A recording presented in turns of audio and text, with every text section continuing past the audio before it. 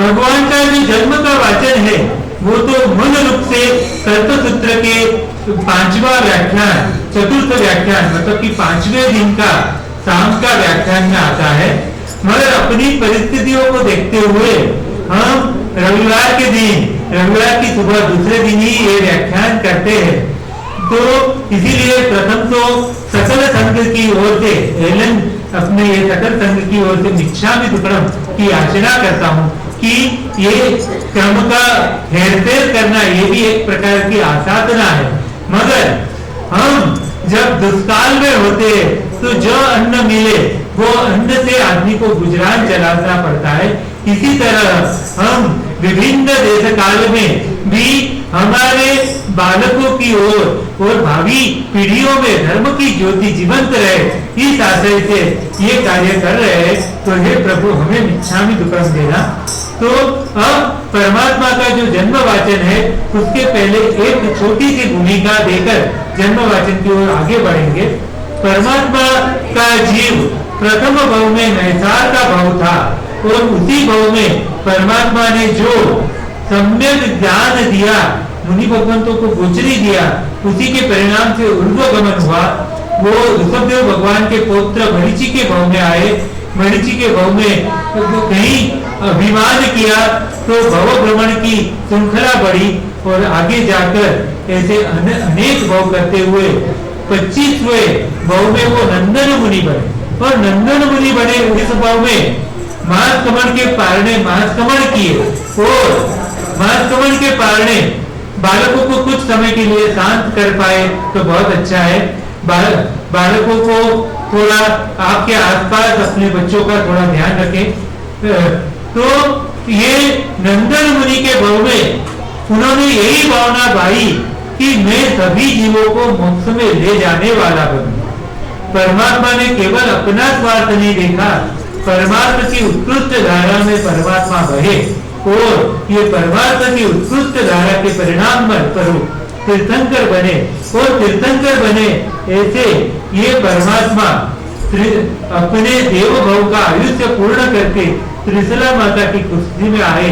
त्रिशला माता पहले देवानंदा माता की, बाद में त्रिशला माता की कुश्ती में आए। तब माता जी ने ये 14 स्वप्न देखे, उनका तो हमने बड़ा उत्सव महोत्सव अभी किया और 9.5 मास परिपूर्ण हुए।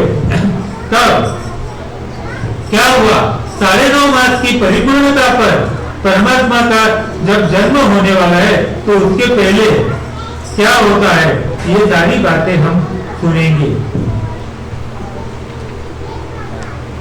तेणम कालेनम तेणम समयम, ते काले और ते समय पर, वो समय पर चैत्र शुक्ल त्रयोदशी के दिन, आज भी योगानुयोग त्रयोदशी है, श्रावण कृष्ण त्रयोदशी है।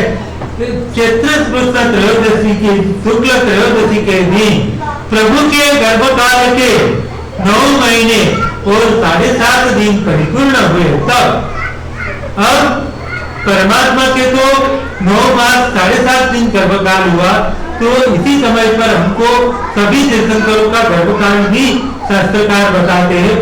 ऋषभदेव भगवान 9 मास 4 दिन गर्भकाल में रहे, अजितनाथ भगवान 8 मास 25 दिन, संभवनाथ भगवान 9 मास 14 दिन, अभिनंदन भगवान 8 मास 28 दिन, सुक्तिनाथ भगवान 9 मास 6 दिन, प्रथम प्रगट स्वामी भगवान 9 मास 6 दिन, सुभाष भगवान 9 मास 19 दिन, चंद्र प्रगट स्वामी भगवान 9 मास 7 दिन, सूर्यनाथ भगवान 8 मास 26 दिन, शीतलनाथ भगवान 9 मास 6 दिन, श्रेयांसनाथ भगवान 9 मास 6 दिन, वासुदेव स्वामी भगवान 8 मास 20 दिन, विमलनाथ भगवान 8 मास 21 दिन, अनंतनाथ भगवान 9 मास 6 दिन, धर्मनाथ भगवान 8 मास 26 दिन, शांतिनाथ भगवान 9 मास 6 दिन, कुतुनाथ भगवान 9 मास 5 दिन, हरनाथ भगवान 9 मास 8 दिन, मणिनाथ भगवान 9 मास 7 दिन, मुनीश्वर भगवान 9 मास 8 दिन, नमीनाथ भगवान 9 मास 8 दिन, नेमिनाथ भगवान 9 मास 8 दिन, पार्षद भगवान 9 मास 6 दिन,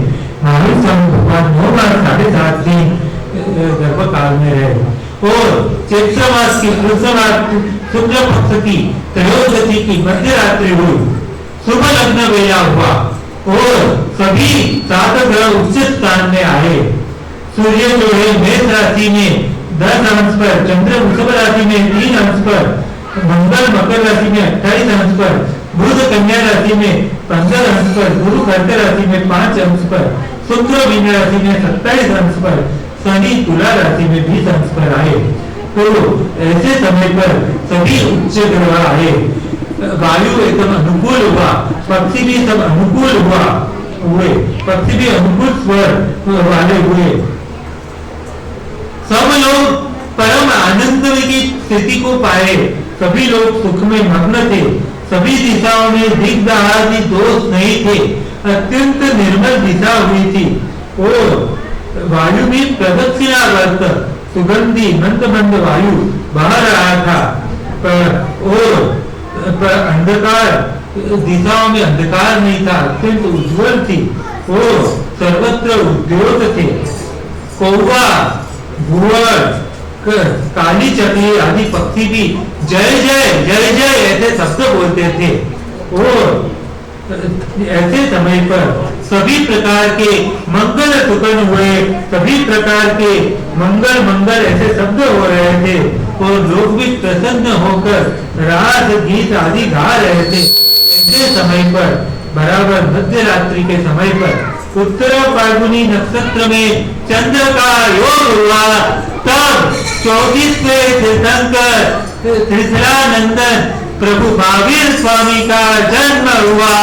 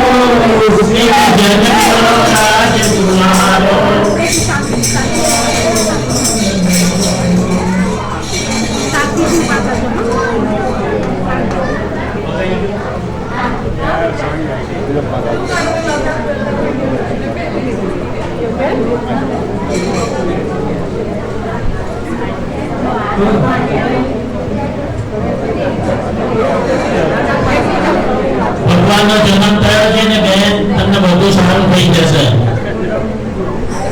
હવે ફક્ત અને ફક્ત પાનું ચૂલાવા વાળા જ અહીંયા હાજર થાય।